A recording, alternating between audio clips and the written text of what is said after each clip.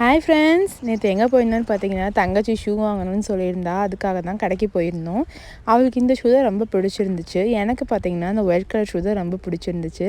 ஆனால் அது காலுக்கு அவள் நல்லா இல்லை, அதுதான் நல்லா இருந்துச்சுன்னு சொல்லிட்டு அதே எடுத்துட்டோம் கடைசியாக. அப்புறம் ஒரு பேக்கரி ஏதாவது சாப்பிட்டு போகலான்னு யோசிக்கும் போது எனக்கு காளான் சாப்பிடணும் போல் இருந்துச்சு எப்பவும் போல். ஸோ காளான் வாங்கியிருந்தேன்.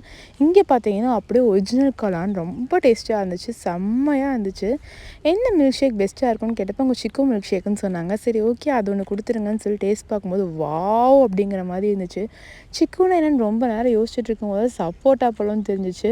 நிஜமாலுமே அந்த ஷேக்லேயும் சரி, அந்த ஐஸ்கிரீம் கொடுத்ததுலேயும் சரி, சப்போட்டா டேஸ்ட் அப்படியே இருந்துச்சு.